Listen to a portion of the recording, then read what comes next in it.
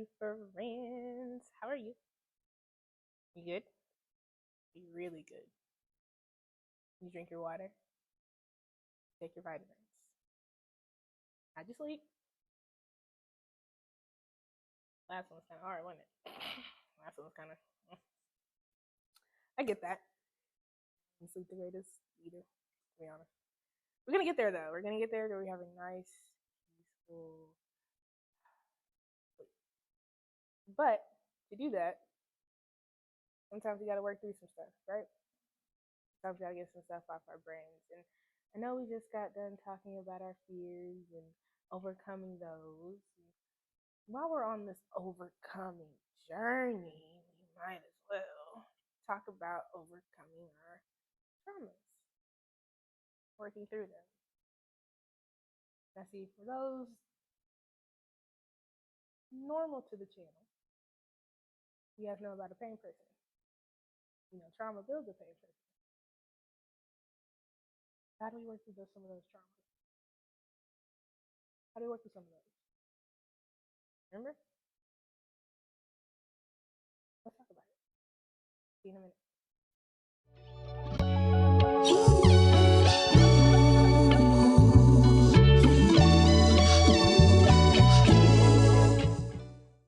All right, welcome back. Isn't that intro is real life vibey, right? Get you in the mood, just vibe out real quick. So, traumas. It's funny. One of the first traumas we're going to talk about is mamas. Some of my mommy issues. See, I'm not one of those girls that has any daddy issues because my daddy was a part of my life. He was consistent. He was there. You know, he loved me. He didn't, make me feel like I had to prove anything or anything like that. But that was there, right?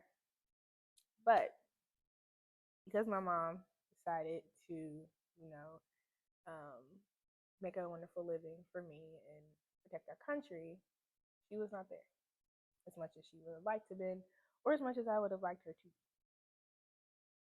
That brings about some issues sometimes. Because when not developed right, a mother-child relationship can be kind of, it can be kind of telling about how we move through our relationships and through our self-love and sometimes self-hate journeys. Now, there are a lot of different side effects that having true mommy issues, or categories of having mommy issues, or different ways you can see it. I know for me, and since y'all are gonna talk to me in the comments, we can talk about me like on the video right now. Talk about the comments so we can talk about you too. Drop them down there. Talk to us more. I like to talk to you guys. I think that's kind of normal now. We should know that, yeah. But for me, the way that they present themselves, and as you guys can see, I took like notes and stuff. Oh, I'm sorry. As you guys can see, I took like notes and stuff. Really proud of me. I hope you guys are proud of me too. But for me, the two ways these show up is hyper independence and perfectionist, like having this like perfectionist type expectation for myself and other people. Not the best of ways to go through life, especially that second one. But we'll talk about hyper independence for now. And I think one of the people that could talk about my hyper independence kind of not the most, but pretty good in there is my producer Sarah. Say hi, Sarah. Hi, B. Hi, Sarah. Did you say I'm hyper independent? I would say that throughout our friendship, you have displayed tendencies of being a hyper independent person. Yes, I would. Because I have also seen how resilient you are and have had to be in the time that I've known you. And I understand where it comes from. But yeah, I would say that's definitely a personality trait. Yeah, It's definitely grown over time. We're gonna put the notes down for now because y'all know I like to talk with my hands and whatnot and move, and I can't do that with a notebook in my lap. So we're just gonna. Y'all didn't hear that, hopefully. If you did, it was loud. It was loud. Anyway, um, we're gonna be a little honest. I still am recovering from knee surgery. No, I'm not trying to flash you. I am recovering from knee surgery still. So we're only gonna be able to move but so much, but so slowly. But with this me still recovering from knee surgery, this has been the most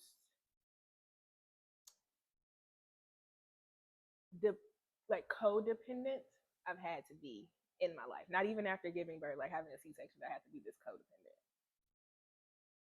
because I can't move for real.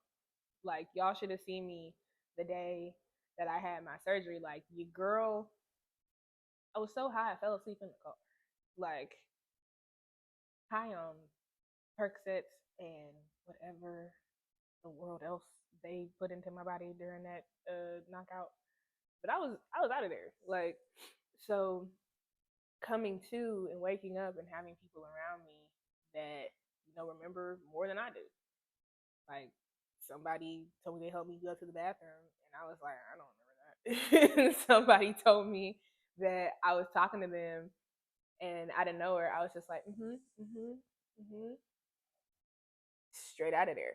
So I never have been in a position to where I needed other people for real, and this has been the most dependent I think I've been since I was a child. And I did not know how to react to that. Like I'm not a person who likes to show vulnerability a lot. So if I'm vulnerable in these places around you, please understand that one, I value you a lot. And I trust you with me. But two, because I trust you with me, I trust you with the things that I love and I care about. So to even be in a space to where I was okay doing that was a little weird. It was nice, but it was weird and it was a little jarring, but it was exciting. It was just it's weird, y'all. Like it's a lot.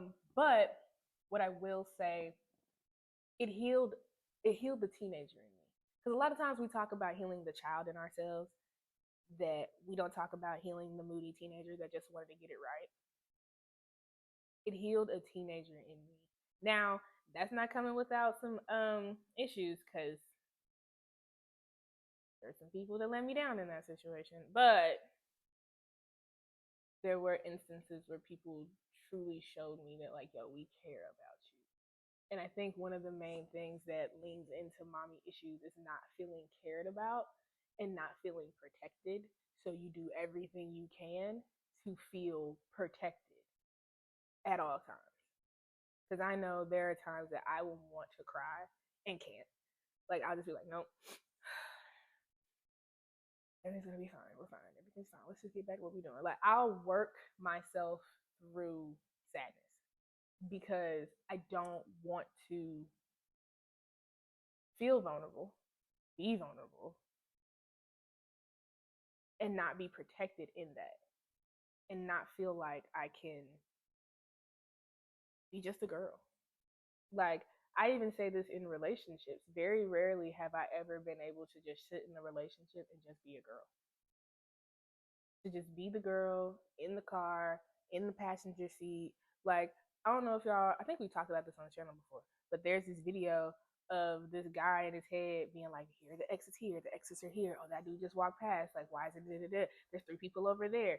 Wait, I didn't know that there was a crack in there. And then the girl is just in her mind, making my way downtown, walking fast, faces passing, humble, like not having a clue about what's going on because she truly feels protected. It's hard for me to feel protected. Like with my dad, 1000%. Feel that way all the time. Other people, though, like I can honestly say at this junction in my life, my dad is one of the very few people that I feel safe with. I have not felt safe with a partner. Ooh,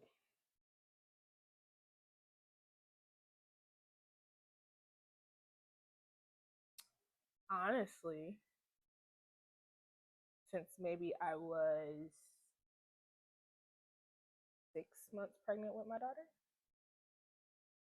And for y'all that can do that math, that was almost 7 years ago. And I know the thought process now is like, then why did you stay with dude so long? I was chasing that protection, that feeling of protection. And sometimes it would like come and go and there were spurts, but like consistently feeling protected, not just physically, not just mentally, not just emotionally, not just spiritually, like not just one of those, literally all of those points. I have not constantly felt that way in 7 years, almost 8. So I say all that to say my hyper independence, like a lot of things that we learn how to do and adapt to do, is the byproduct of that trauma, of feeling like she wasn't there, feeling abandoned, feeling not chosen. And I mean, we've worked through our issues. So we're working through our issues. Because if we're being honest, there are times me and my mama get into it and it's nasty work. Nasty work. There are times me and my mama get into it and I've had to literally like be like, I have to walk away because I know what I will say to you. My mouth is vicious, y'all. What I will say to you when I feel like I am in a corner, it will be factual, but it will be me because I'm not gonna care how it comes out anymore because now I feel attacked and I'm going to attack back. Is that right? God no. Be better than me. Don't do that. But it's how I've coped for the longest. It's not how I'm trying to learn how to cope. I'm trying to learn how to be like, you know what? I'm not in a place to have this conversation. Let me back up. Can you please leave me alone? Like, let me withdraw myself from the situation because this isn't going to benefit me or you. But that's learned. That's learning. That's a behavior that has to be shifted. The same way I had to shift into learning how to be hyper independent is the same way I have to shift into learning how to handle conflict with my trigger properly. And I mean, that's something that I'm learning to do. Am I perfect at it? No. I fall, I mess up. Maybe didn't cuss. Thought about it. You didn't. But I fall, I mess up. And that's okay. Speaking of not being perfect at it, perfectionism. I'm saying that word completely wrong. Tell me how to say it in the comments. Put the little word breakdown in the comments. Cause guys, it's the girl. It's a Southern girl. Can't say everything right. Sorry. But being a perfectionist and expecting professionalism? What? Perfectionism. Oh, we said it. Oh, sorry. But expecting perfection from other people. Can y'all see how that may just kind of lean into high expectations, low reward? Like completely always setting myself up to be disappointed. I don't know. I know it's not just me. Sarah, do you even feel like you do that? That I set myself up for failure when I set super high expectations and they're impossible to reach. Yeah. I feel like I do that pretty often. Unfortunately. Welcome to our trauma circus. Right. But I mean, I think for me, I think it's easier to do it to myself. Like when I expect high expectations from me, because I've learned, I won't say recently, but in the past like 2 years, I've learned to not expect myself of others, but then to also expect bare minimum of others. I know that's horrible as it sounds. Sarah has told me multiple times that sounds horrible. But I call myself an optimistic realist. So I will be optimistic that everything will work out and everything will be great and everything's going to be amazing. I'll be optimistic about it. But my expectation of it is you're going to be trash, it's going to be trash, all is going to be trash. That way, even if you come in messing up, I expect it anyway. We're fine. If you come in hitting the bare minimum, that's higher than I expected. That's fine. If you come in exceeding, oh, this is great. Like, I'm proud of you. Good job. Like, Hand claps. But I know that's not the best of ways. And we gotta work through it. Sarah, what do you think are some good little tidbits for working through that? Oh, I'm flashing my compression sleeve. Um, well, I think that really the first step is, it's very corny to say, but it's identifying that you do that. It's hard to see and hear yourself be anything less than perfect when you suffer from perfectionism. And I do specifically say suffer from because it is not a fun thing to go through. No. It is definitely detrimental in so many ways. Um, and so, with that in mind, you have to recognize that you're going through it, recognize you're suffering from it, and then recognize opportunities. That's what I'll call them, opportunities to give others and yourself grace. So, giving someone grace is not allowing them to cross your boundary that you've set over and over again because it makes them uncomfortable. Yeah. Giving someone grace is stepping back and saying, okay, they've shown me who they are. This is all that they can be. I need to stop expecting so much from them, or I need to stop expecting different things from them when I already understand and I need to accept who they are. Yes. If I can't accept who they are, then I can't expect them to accept me for who I am. So I mean, you just need to identify where people are, and if they're trying to grow, give them space to do that, allow them to do that. If they are stagnant, you can keep them there. Mm-hmm. Keep them where they need to be in your life. Don't put them in a place where they're going to fail you and then they're going to fail themselves as well. Mm-hmm. I will say I 1000% agree, especially when it comes to dealing with other people.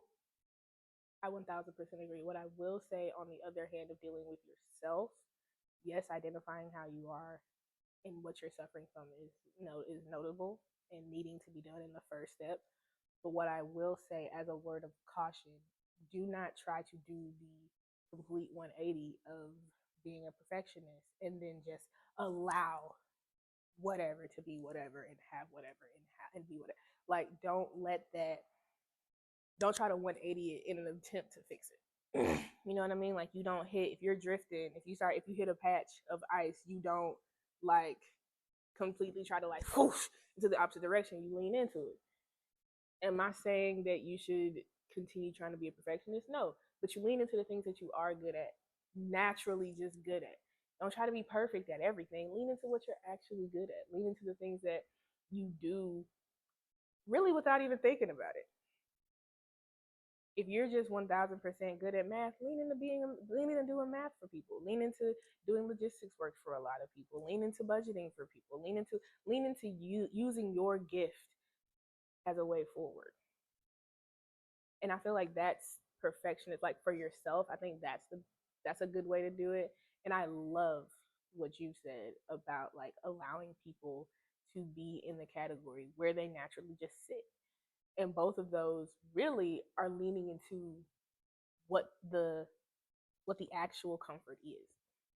If you just lean into it, if you just let it be what it is, eventually, is perfection going to happen all the time? No, nobody's perfect, but you are perfectly imperfectly you. So just lean into that. Really, really be happy in who you are and what you bring to the scenario. I'm horrible at science. Horrid. Horrible. Not great. The highest grade I've ever made in a science class is C. Highest. That's a lie. It was a B. No. Yeah. In an applied science class, it was a B. But I know that there are certain things about science that I know. I know about the Punnett square. I know that I'm amazing at physical science and the mathematics of it all. I know that I am good at biology for the most part. Like the plant part, no. But the human being part, I'm good at that one. But with knowing that if it comes time for us to tutor kids and they need a science tutor, I know that these are the boxes. These are boxes that I check. That is it. That is all. I am sorry that I cannot um, teach you animal science. I can't do that. What I can do is help you balance these equations, though. I can do that. When you get to that, let me know what you need. So sitting in where you naturally just fall is perfectly okay. And allowing people to naturally fall into the categories of what they are, that is okay. If you thought somebody was gonna be your man, but he's just your stinky link, one, maybe not stinky link. I'm just saying. We are grown. But you know, if that's where he fall, judgment over you. Let him fall where he be. Leave that door open for the person that is meant to be there. Because they'll come along. Go outside so they can see you, but he'll come along. That was a jab at me too. I need to go outside and do stuff with life after, that's fun. But just naturally let things be. I think that that's how we process through perfectionism. It's just trying. It's just trying to naturally let things flow into what they are. Um, like I said, my mommy issues are a work in progress every day. Some days I am good at it. Some days I'm not. Some days, I lean into some of the other categories of not thinking I'm good enough, or physically not being, attractive enough, or not being able to hold on to this, or just allowing people to walk over me. Like, there are a lot of moments where I feel like I'm not good enough, but learning how to like shift the thought process and shift what I think of myself to not be called back from last one, to not be, you know, a what if, but to be factual. Fact. I am who I am. Fact. I look the way I look. Fact. Not trying to pump my head. I got somebody that gave me 3 kids, gave me 3 kids, and was happy to do it. I gotta look like something. Like, not trying to be rude. Factual. Like, these are all just facts. Are some of them boastful facts? Sure.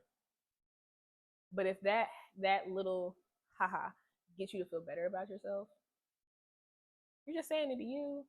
Like, my self talk is my self talk. Your self talk is your self talk. Talk that talk, boo. But this is all just my opinion.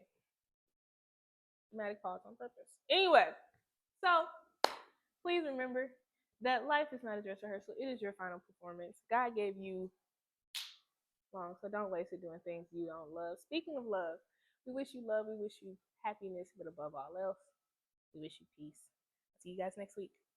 Bye.